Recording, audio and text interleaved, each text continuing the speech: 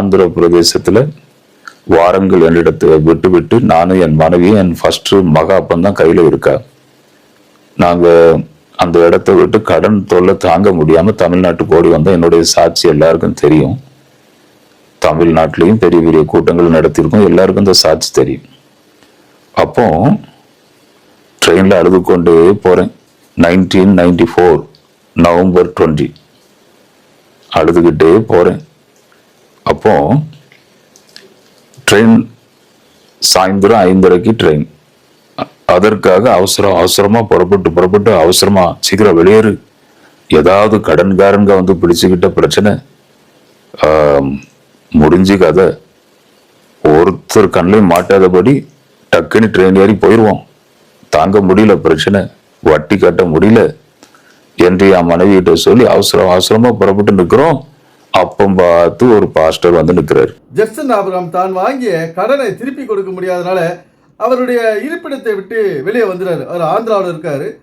அதுக்கப்புறம் அவர் தமிழ்நாட்டை நோக்கி வராரு. தமிழ்நாட்டுக்கு ஓடிடுவோம், நம்ம கடன் தொல்லையில் வராங்க, யாராவது கடன் கேட்க போகிறாங்க, அதுக்குள்ளே நம்ம கிளம்பி போயிடணும் அப்படின்னு சொல்லிட்டு மனைவியோட குழந்தையோட அவர் வெளியில் வராரு. இப்போது கடன் வாங்குறவங்க பாருங்கள், இந்த கிறிஸ்தவர்கள் ஓரளவுக்கு கொஞ்சம் கம்பெனி வச்சுருப்பாங்க, அதுக்கு மேலே அதை ரன் பண்ண முடியாது, பல காசு ரொம்ப தேவைப்படும், கடன் வாங்குவாங்க, அந்த கடனை திருப்பி கொடுக்க முடியாத நிலைமைக்கு போயிடுவாங்க. இவங்கெல்லாம் என்ன செய்யுது, பாஸ்டர் ஆகிட்டு அதுக்கப்புறம் காணிக்கை காசை வாங்கி அவங்க பெரிய ஆள் ஆயிடுது, கோடீஸ்வரர் ஆயிடுறாங்க. அப்புறம் இப்போ உதாரணத்துக்கு டேவிட் விஜயகாந்த் இப்படியே தான் பல பிஸ்னஸில் அவர் பலவிதமான பிஸ்னஸ், எண்ணற்ற பிஸ்னஸில் அவர் பண்ணி நஷ்டமாயிட்டார்.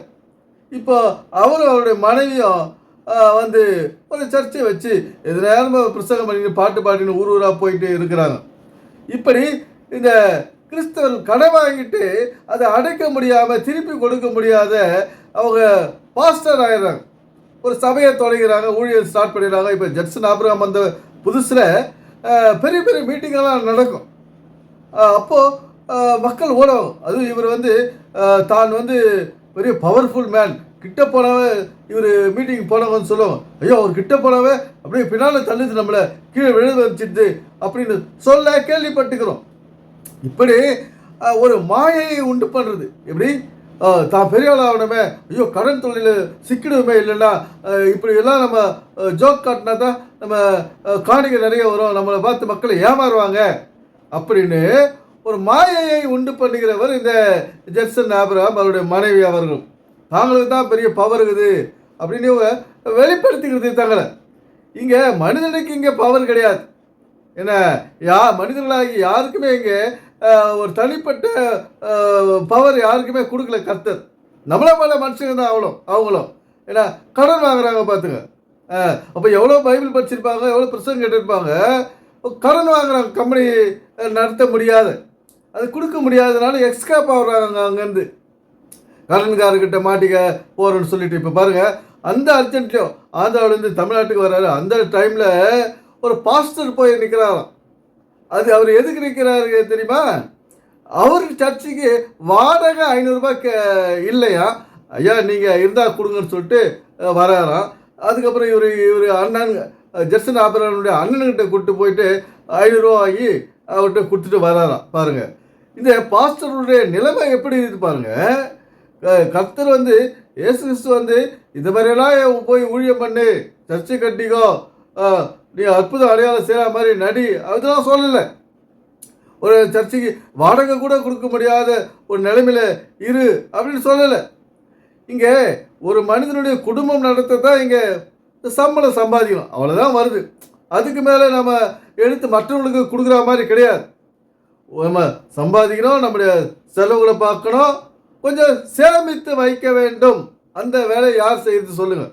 நீங்கள் சேமித்து வைக்கிறீங்களா ஒவ்வொரு மாதமும் எதிர்காலத்துக்கு? அது இருக்குதான், நீங்கள் கமர்ஷியல் சொல்லுங்கள், நாங்கள் இவ்வளோ சேர்த்து வச்சுக்கிறோங்க, எங்கள் பேங்க் பேலன்ஸ் இவ்வளோங்க, அவங்க பாருங்கள் அப்படின்னு சொல்லுங்கள்.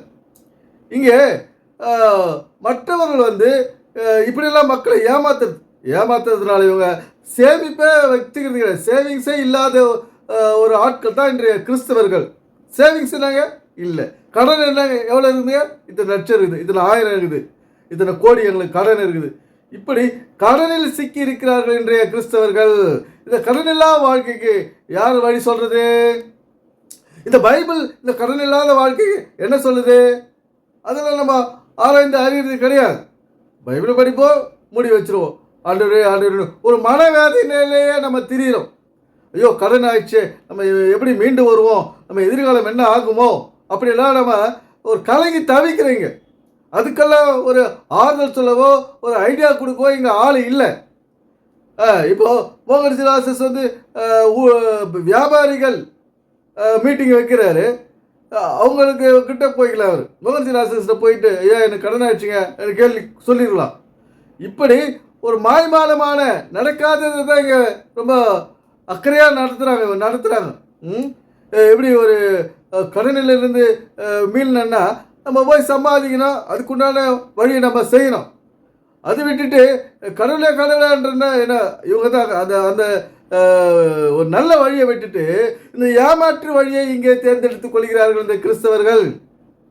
கடன் ஆகிட்டா ஒரு பாஸ்ட் ஆகிட்டா காணிக்க கொடுப்பாங்களே, அதுவும் நம்மளுக்கு இவருக்கு அற்புதம் அடையாளம்லாம் செய்கிற மாதிரி கொஞ்சம் ஜூல் பண்ணாருன்னா அது மக்கள் நம்புறதுக்கு ரெடியாக இருக்கிறாங்களே.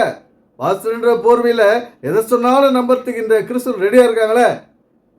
காணிக்க கையோடு எடுத்துடும் பவர்ஃபுல்லு இந்த ஜட்சன் ஆப்பிரிக்கா ரொம்ப வல்லமை சக்தி அப்படின்னு சொல்லிட்டு நிறைய காணிக்க கூட கொடுப்பாங்களே. அப்படிலாம் பண்ணிக்கிறாங்க.